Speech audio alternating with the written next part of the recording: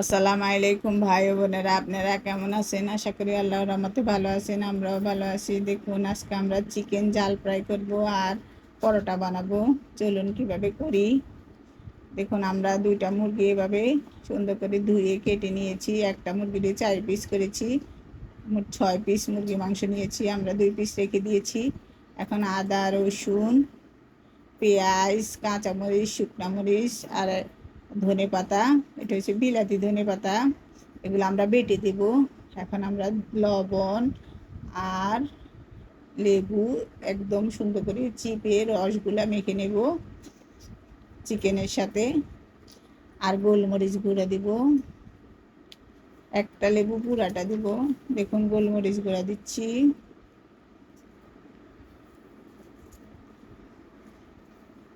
একটু গুঁড়া মরিচ দিয়েছি, কারণ আমরা শুকনো মরিচ আর কাঁচামরিচ দিয়েছি, এই জন্য গুঁড়া মরিচ অল্প দিয়েছি। হলুদ গুঁড়ো দিয়েছি, আদা রসুন সব একসাথে বেটে নিব। এখন এখানে জিরা ধনিয়ার গুঁড়া দিয়েছি আর আদা রসুনগুলো বেটে রেখে ঢেলে দিয়েছি, একটু রেখে দিয়েছি। পরে আমরা ওইটুকুও দিয়ে দিব, আগে মেখে নেই। দেখুন, ওইটুকুও দিয়ে দিয়েছি। এখন গরম মশলা গুঁড়ো দিয়েছি, দিয়ে আমরা সব একসাথে মেখে নেব। এখন আমরা একটু মুরগির মশলা দেব। দেখুন, মুরগির মশলা দিয়েছি, প্যাকেট মুরগির মশলা দিয়ে আমরা এভাবে রেখে দেব। এখন আমরা টক দই দিয়েছি, টক দইটা একটু পানি দিয়ে ফেটিয়ে দিয়েছি।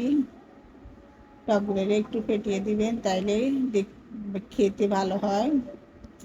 এখন একটু টেস্টিং সল্ট দিয়ে দিয়েছি, দিয়ে আমরা ঢাকনা দিয়ে রেখে দেব। টেস্টিং সল্ট আপনারা দিলেও দিতে পারেন, না দিলেও কোনো সমস্যা নেই। এখন আমরা ঢেকে রেখে দিয়েছি। দেখুন, 4 ঘন্টা আমরা এইভাবে ঢেকে রেখে দিয়েছি। এখন আমরা উল্টে পাল্টে নেব আর আদা পরোটা বানানোর জন্য ময়দা গলে নেব। দেখুন, এইভাবে রেখে দিবেন। আবার তারপর আমরা এই যে দেখুন, আমরা ময়দা নিয়েছি, লবণ দিচ্ছি, লবণ একটু কম হবে, আরও একটু দিচ্ছি, দিয়ে পানি দিয়ে মেখে নেব। দেখুন, আমরা পানি দিয়ে মেখে নিচ্ছি। এখন এখানে আমরা কোনো তেল ইউজ করি নাই, তেল দিব না, আমরা তেল পরে দিব। এখন ঢাকনা দিয়ে রেখে দেব আধা ঘন্টা। দেখুন, মাংসগুলো আমরা ভাজি করা শুরু করে দেব।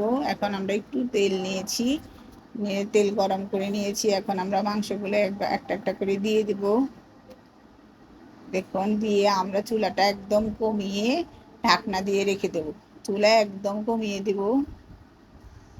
এই যে এখন দেখুন, আধা ঘন্টা হয়ে গেছে। এখন আমরা একটা একটা করে পরোটাগুলো রেডি করে নেব। দেখুন, আমরা পরোটাগুলো রেডি করে নিচ্ছি।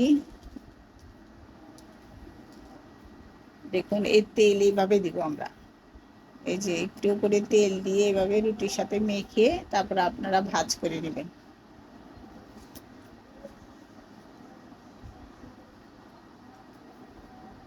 এখানে আমরা কোনো ইস্ট ব্যবহার করি নেই, কোনো রকমের বেকিং পাউডারও দিই নেই। আমরা এইভাবে এমনিতেই করে নিয়েছি। এই যে দেখুন, এবার আমরা আরেকটা বেলে দেখাচ্ছি। তেল এভাবে দিয়ে এভাবে ভাজ করে আমরা 15-20 মিনিট রেখে দেব। তারপর আমরা একটা একটা করে বেলে নেব।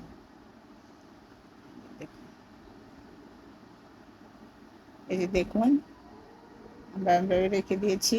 এখন মাংসগুলো উল্টে দেব। এই চিকেন ফ্রাইটা অনেক মজা হয়, আপনারা এভাবে করে দেখবেন। এভাবে উল্টে পাল্টে আপনারা সুন্দর করে ভেজে নেবেন। আবার ঢাকনা দিয়ে রেখে দিচ্ছি, চুলা একদম কমিয়ে রেখেছি। দেখুন, আমাদের চিকেন ফ্রাইটা অনেকটাই হয়ে গেছে। এইভাবে আমরা সবগুলো চিকেন ফ্রাই করে নেব, চিকেন ঝাল ফ্রাই।